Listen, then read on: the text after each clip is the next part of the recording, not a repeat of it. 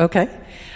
So my name is Meg Whitman. I'm the United States Ambassador to Kenya and the great class of 1979 at Harvard. When, interestingly, my class was 10% women. So pretty different than, I think your class is 50% women. Anyway, I have had a number of different jobs. I'm not a career foreign service officer. I am a business person. I was the CEO of eBay for 10 years. And then I ran for governor of California as a Republican. That might have been a problem. And then I ran HP, Hewlett-Packard Company, for 8 years.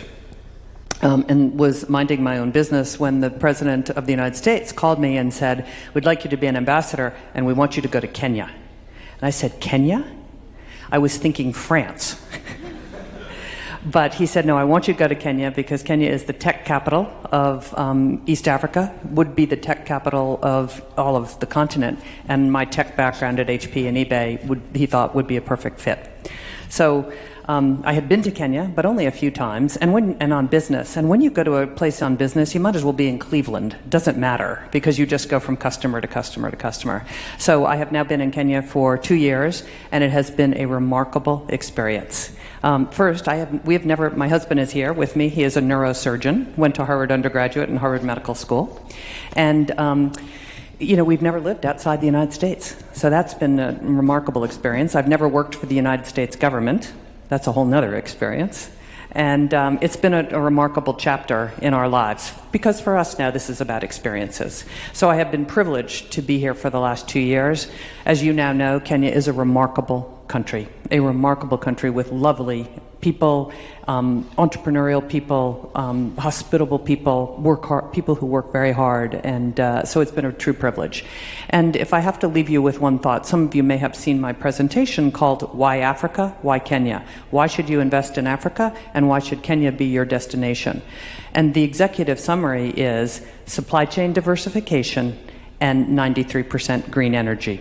Every country now has to diversify their supply chain, because if we learned anything from the Russian invasion of Ukraine, it's not smart to have even a single source for your supply chain. And so now every company is like, where else can we go besides where we are? And it's a particular problem for the technology companies. Hewlett-Packard, where I was a CEO for 8 years, had 100% of our supply chain in China 3 years ago. That's a very dangerous proposition, because you never know what will happen. So supply chain diversification, and many companies have looked all over the world and have chosen Kenya as their destination. And if you are going to diversify your supply chain, you should go to some place with 93% renewable energy. So your manufacturing facility can be green and get you on your Scope 2 to Scope 3 emissions goals. So been a remarkable experience. It's been my privilege to work with Aden Mohammed, the president, who you will get to know, who is an extraordinary leader at an extraordinary time for Kenya and for Africa. So thank you. Thank you, Balozi.